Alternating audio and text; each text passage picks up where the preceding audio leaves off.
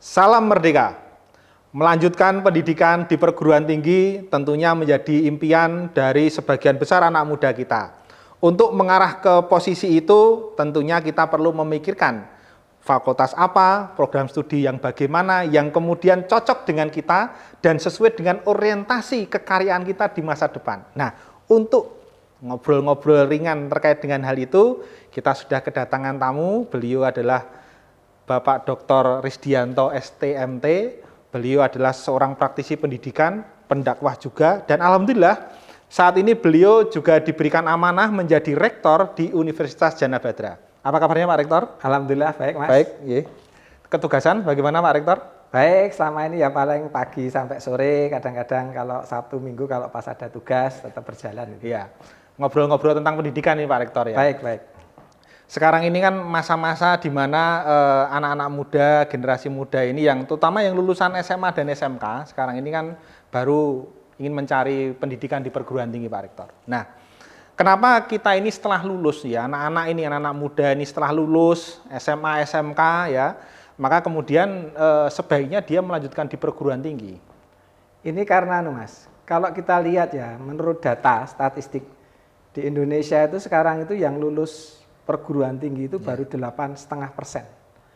Padahal kita tahu tetangga kita, Malaysia itu sudah 22%. Ya, ya. Artinya sesungguhnya negara kita yang besar ini itu masih sangat membutuhkan peran-peran lulusan-lulusan perguruan tinggi di mana memang mereka bergerak di bidang beraneka ragam ya. Ada yang di bidang teknik, ada yang di bidang ekonomi, ada yang di bidang sosial dan sebagainya, semuanya dibutuhkan. Karena bagaimanapun kemajuan suatu bangsa itu tidak bisa lepas dari pendidikan, dan yang paling mendorong kuat untuk kemajuan suatu bangsa itu adalah pendidikan tinggi. Lulusan pendidikan tinggi menjadi salah satu tolak ukur kemajuan sebuah bangsa. Sepakat Pak Rektor. Berarti kalau kemudian pendidikan itu menjadi salah satu tolak ukur untuk kemudian kemajuan bangsa, kelihatannya itu di pembukaan Undang-Undang Dasar itu juga menjadi orientasi kita. Betul, ya, tujuan kita mencerdaskan kehidupan bangsa. Betul, ya.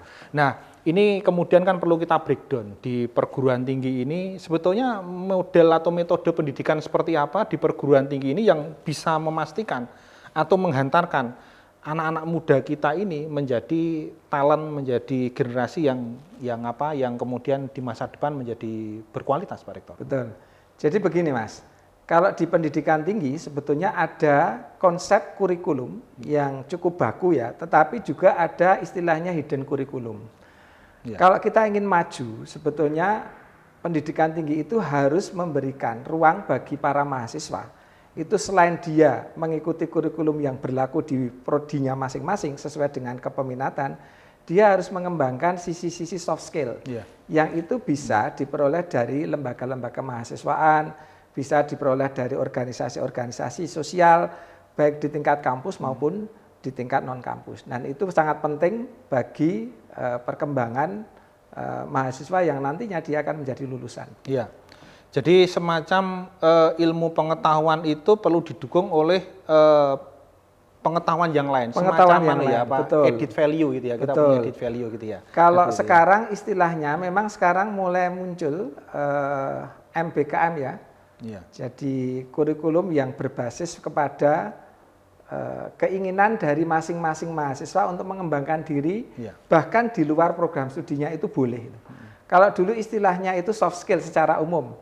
Kalau secara lebih kuat itu bagaimana peran-peran dari sisi komunikasi, kepemimpinan, kemudian dia tahan banting dan sebagainya itu menjadi bagian yang juga penting untuk dikembangkan di perguruan tinggi. Nah, ini Pak Rektor, ada masalah yang sifatnya itu spesifik ya, yang ini pada umumnya ini dialami oleh anak-anak muda ya, yang lulusan SMA, SMK.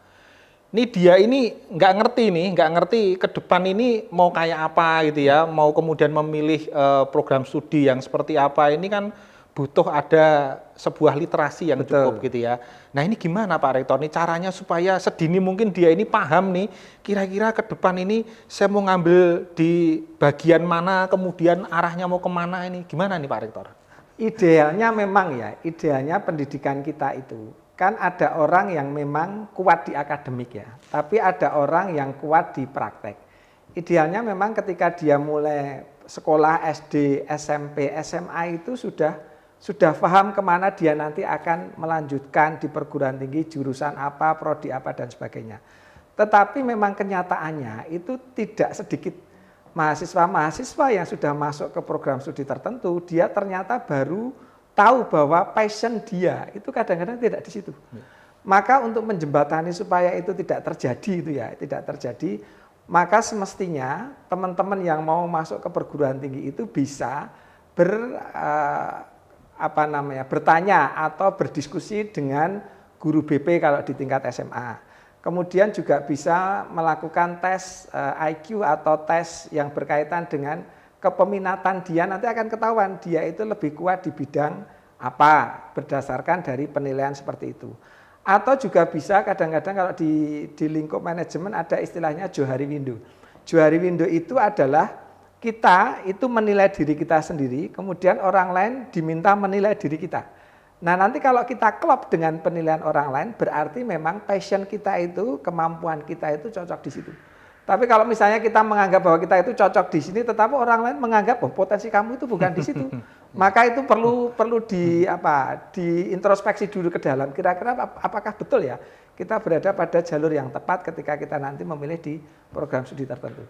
Iya. Jadi itu Mas, jadi harus ada kondisi diri kita, kemudian penilaian baik dari sisi psikologis maupun dari orang lain melihat diri kita seperti apa. Itu berarti nanti akan mengantarkan lebih tepat. Ya, berarti begitu. Penting itu Pak Rito ya?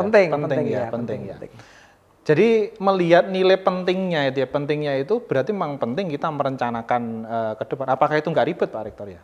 Memang pendidikan tinggi itu kan secara umum ya, secara umum kan agak mahal secara umum, tapi tidak setiap pendidikan tinggi di Indonesia itu juga mahal itu. Artinya punya keterjangkauan.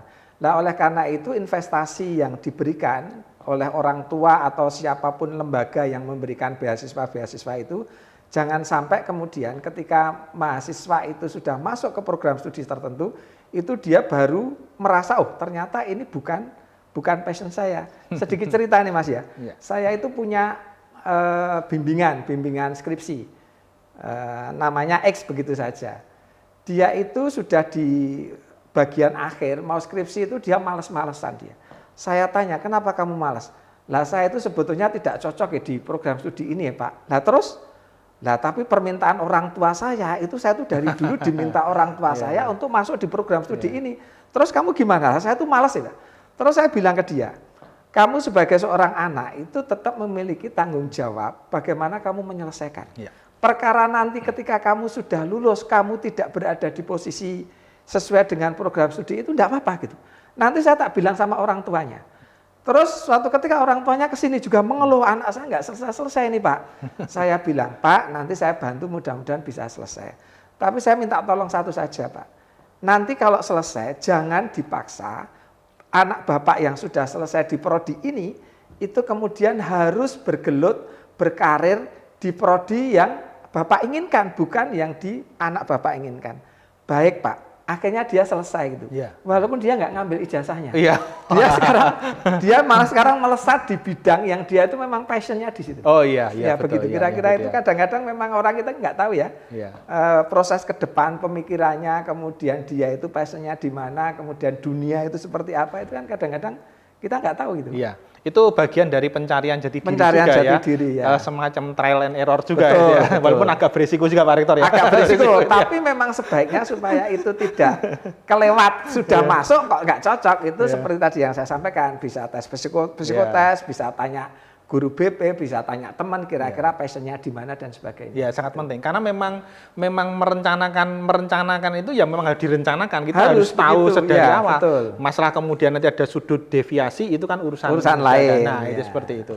Nah, ini kadang kita melihat realita yang terjadi ya, atau mungkin juga ada pandangan dari orang nih Pak Rektor bahwa waduh sudah sekolah, sudah kuliah mahal-mahal, habisin waktu kan begitu kan dengan tugas yang macam-macam, effortnya luar biasa.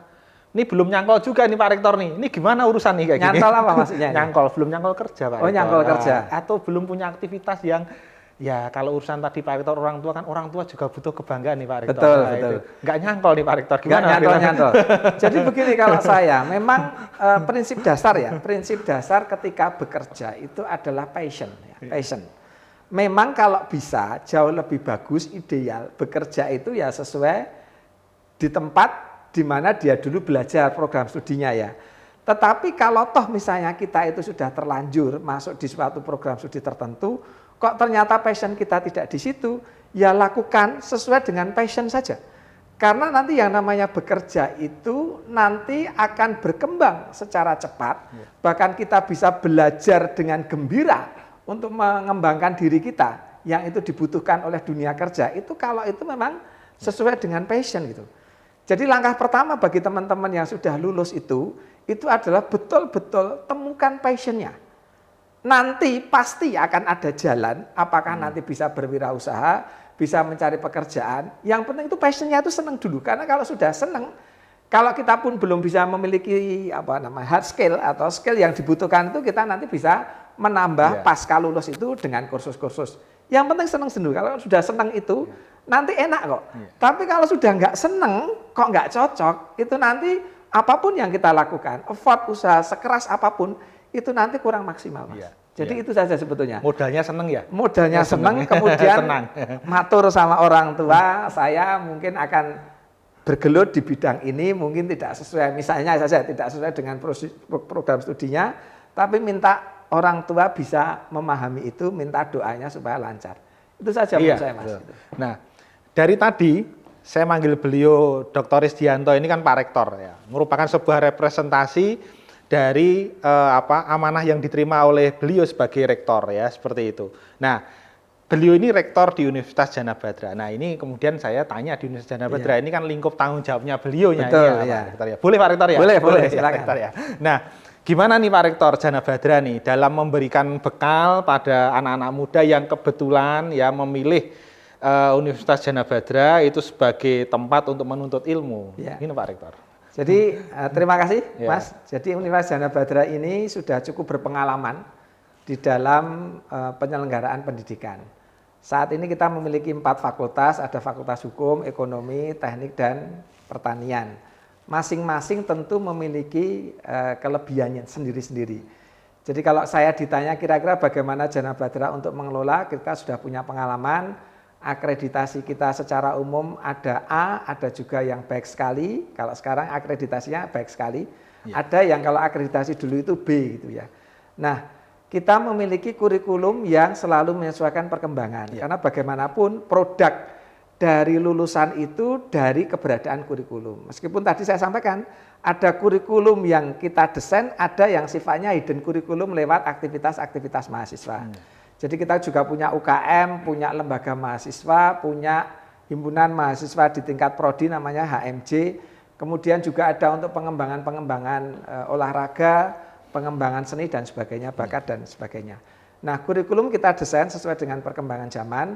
Sekarang di LL-Dikti atau di Kementerian Pendidikan dan Kebudayaan itu menelurkan kurikulum yang namanya kurikulum Merdeka.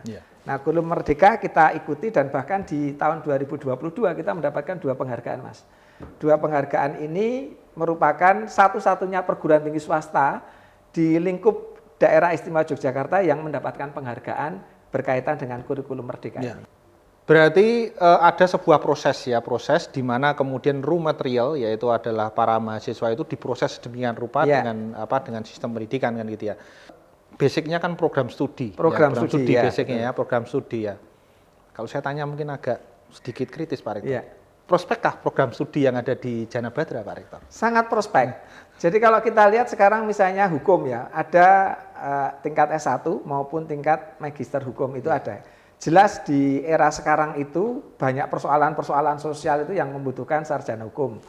Atau yang kedua teknik, kita punya teknik sipil, teknik mesin, teknik informatika. Semuanya, kalau sekarang namanya bukan teknik informatika tapi informatika ya.